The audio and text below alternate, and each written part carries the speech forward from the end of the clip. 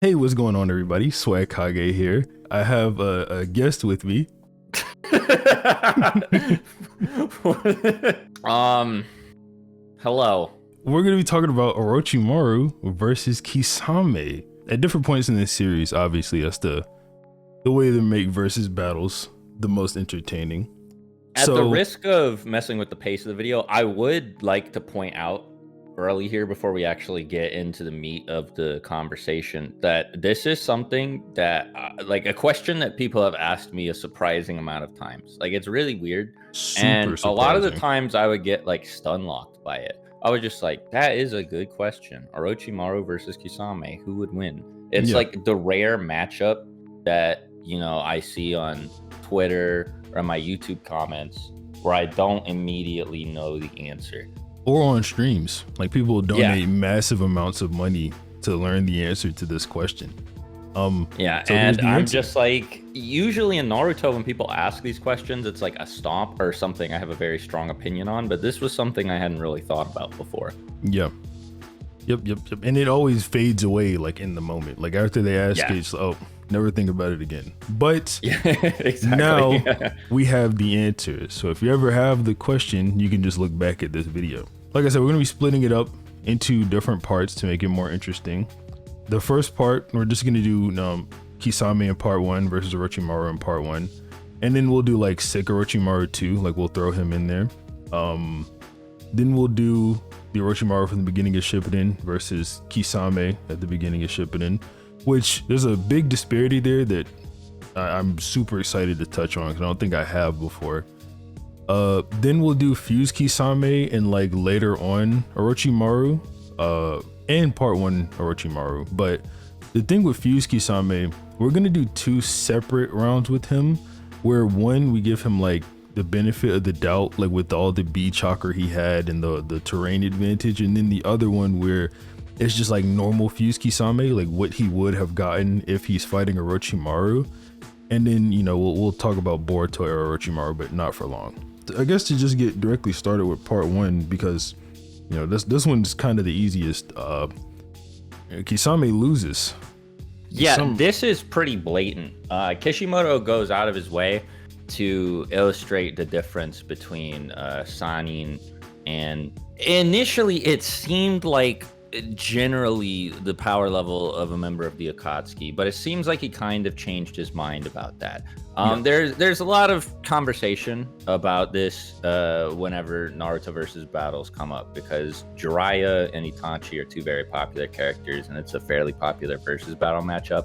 And something that I've had to clear up many times is that even if Kishimoto's intent in the moment was for Jiraiya to be stronger than Itachi, this is not actually like how it ended up playing out in the series. Itachi was clearly just holding back there and ran away because he didn't want to fight a comrade. But with Kisame, he doesn't have any ulterior motive. He's not an undercover Akatsuki member. He's an actual member of the Akatsuki. And he ran too. And in his conversation with Itachi, he didn't think he could have won at all. He's like, maybe you could have done it, Itachi, but not me. And he brings up their titles, like he mentions that Jiraiya is a member of the Sanin, and how the title just has so much more prestige and weight than the title of the 7 Ninja Swordsmen.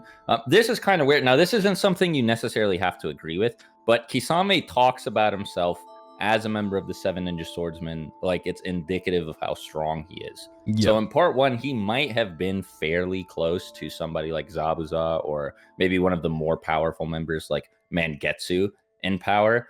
It's not clear, and I'm not like definitively claiming that that's the case or anything like that, but it's just, he doesn't, like, in part 2 it's pretty apparent that he is massively outclassed the rest of the 7 swordsmen by there's just no comparison between Kisame and anybody from that group. But he doesn't really seem to like want to abandon those roots. Like, he seems like he thinks it's a big deal, like that prestige is something to be proud of, like when he brings it up. So I think that he thinks he would lose to Orochimaru, And that's just based off of his own assessment too. If you go into feats and stuff, Orochimaru clearly takes it.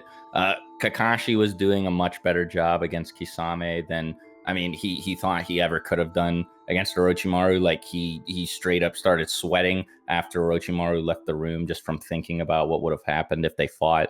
But Itachi didn't think it was a good idea for Kisame to even engage one of Kakashi's clones. And the Kakashi clone didn't match him. Like it just straight up matches him, copies his jutsu, launches it.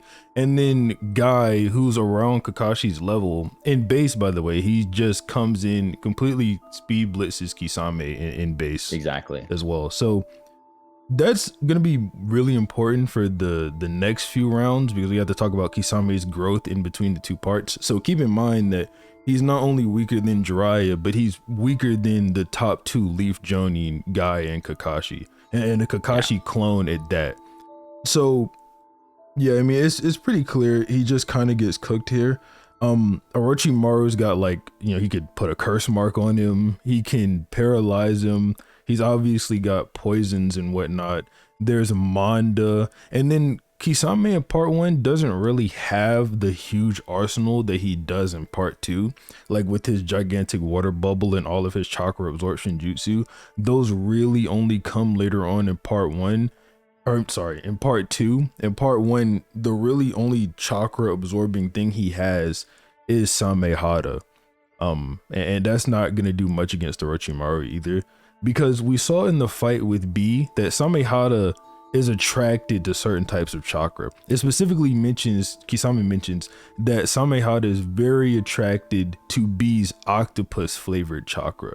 And Kisame actually starts to get massive help from Samehada in that fight, because Samehada just wants to get more of B's chakra. When he's fused, he specifically says that his body starts tingling because he can feel Samehada inside of him, just wanting to get more of B's chakra. And then, you know, in the end, Samehada ends up turning on Kisame just to go with B because he liked his chakra that much. And we see Samehada doesn't like some chakra, like fire chakra. He gets mad at B for swinging him towards a fire style jutsu. And overall, Orochimaru's chakra is stated to be very foul over and over again. By Karin, whenever she's running up to Sasuke after he got knocked out by Madara in the war, there's some nasty chakra by Sasuke, and it's the Orochimaru chakra within Kabuto that she's feeling. So Samehada is not really going to be absorbing Orochimaru's chakra. It's just too foul and nasty. So I guess we can just get, you know, started with part 2. Yeah. This is where I really want to highlight the difference in how much stronger Kisame got between these two parts. So we mentioned earlier, he's weaker than the Kakashi clone, and he's weaker than Guy, 100%, right? Then he fights Guy again as a 30% clone, and he's overpowering him pretty easily, and Guy thinks that he's forced to go into, is it the 5th or is it the 6th gate? The 6th. So yeah, so Guy thinks he has to go into the 6th gate just to beat Kisame, a 30% clone at that. So that's a massive jump in power between the two parts, possibly dozens of times over, and that's just on this 30% clone. So it's also worth mentioning that Guy wasn't alone either. Guy had his whole team with him, and Neji was a Jonin at this point. So while Neji is kind of featless at the time that this happens, he does have the prestige of being Jonin at least, so it's not like Guy's team was a non-factor, but Kisame treated them like they were, right? Yeah, like his clone made water clones, and they all just dismissed Neji, Lee, and Tenten. They all got trapped in water prisons, and then he still, like, Guy still thought that he had to use the 6th gate to beat him. Yeah. So, like we just said, that's just a massive jump in power for Kisame. Whether or not it makes him as strong as Orochimaru, I mean, maybe Armless Orochimaru for sure, right? Like, we agree, like, Armless Orochimaru would get beaten up by Kisame. Now, this is only in the anime, but it is stated that Jiraiya, whenever he fights Orochimaru, Tsunade, and they do the three-way deadlock, I think it stated Jiraiya's at around 30% of his normal power in that fight. Again, the statement does not exist in the manga, so if you don't want to take it, fine. But it stated he's around 30% in that fight, and Orochimaru is like keeping up with him. They're like relative. Orochimaru is clearly winning, so I guess that sort of quantifies the armless nerf for you, because people generally agree that base to base, Orochimaru is stronger than Jiraiya. They more so think like if Jiraiya is even going to be on the same level as Orochimaru, it's when he's activating his Sage mode or something along those lines. Not that base to base they're comparable. So people generally think base Orochimaru is stronger than Jiraiya, and if you don't, you think they're equal, whatever. That means that his nerf from losing his arms was greater than 60%, closer to maybe above 70%, since Jiraiya is at 30% and he's just keeping up with him and whatnot. So that just goes to show basically just how nerfed he actually is. And then Kisame, he's gotten over dozens of times stronger. Orochimaru has only gotten weaker. You can make a pretty solid argument there that with the chakra absorption and whatnot, even though it's not going to be super massive like with B, that he might be able to pull a chakra absorption W and just beat up like no arms Orochimaru. You want to take it with Orochimaru versus the Four Tails versus Kisame? If we're talking about versus the clone, the Four Tails fight Orochimaru seems to be massively more powerful than he was in part 1. So I think that like that fight, Four Tails Orochimaru fight, or Four Tails Naruto fight Orochimaru, should be able to sweep that 30% power clone of Kisame, because he's like reacting to Naruto's attacks. Like the fight lasts for way longer than you'd expect it to. And Yamato looks at Naruto and just straight up says, like, he declares he's never seen power like this before. Some way or another, Orochimaru seems to have adapted to his new circumstances in Shippuden. Not that he's stronger than he was in part 1, but that he's stronger than he was in part 1 without his arms. And I think he's enough of a threat that, like, a little mini Kisame, like a Kisame projection, like the one that he sent to slow down Team Guy, is not going to do the job. He's definitely not going to beat full power Kisame, obviously, and we're going to talk about that more in a little bit. Like, he just has so many, even without his arms and the ability to use normal hand seal based ninjutsu, he has his snake substitutions, like all these weird pseudo immortality abilities that I think, like, there's nothing that Kisame will be able to do, like he'll go to like cut Orochimaru or use a big water jutsu or whatever. Orochimaru will dodge it, cut him with the Kusanagi blade or whatever, right? Probably what's going to happen. Then it's really just like, fused Kisame and whatnot, because in between here, well, like Orochimaru dies basically, and then Kisame is not really doing anything but being an Akatsuki member, capturing Biju and whatnot. So maybe he's getting stronger, who knows. The next big milestone obviously is the B versus Kisame fight, in which B being relative to Kisame in base is probably true for sure, but that would make Kisame in base like relative, or at least around KCM Naruto's level. And we were talking about this before recording. That kind of just doesn't work.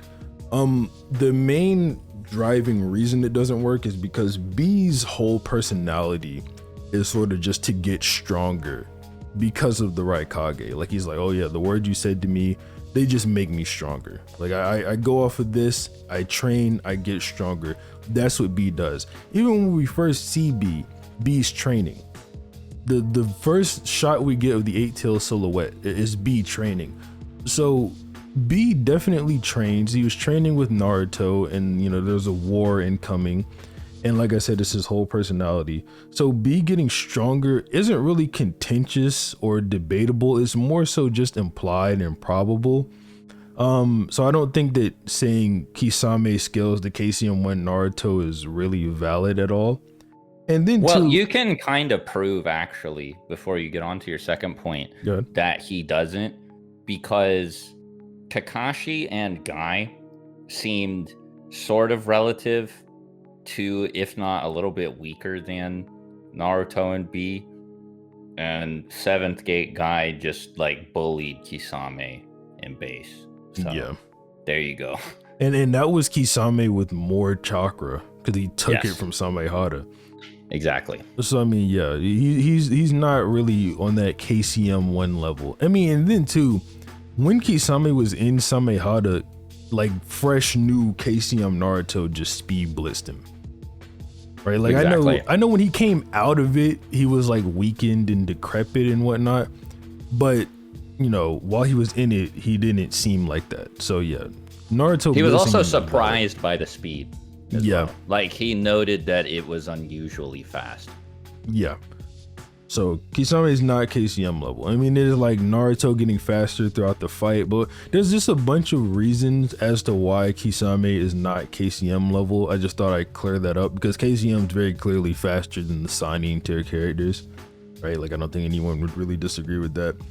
So Kisame, when he's absorbing B's chakra, and he's getting all this chakra, Samehada is getting happy from all this chakra, and Samehada is actually like transforming alongside this, right? And it's like upping its limit to how much chakra it can absorb.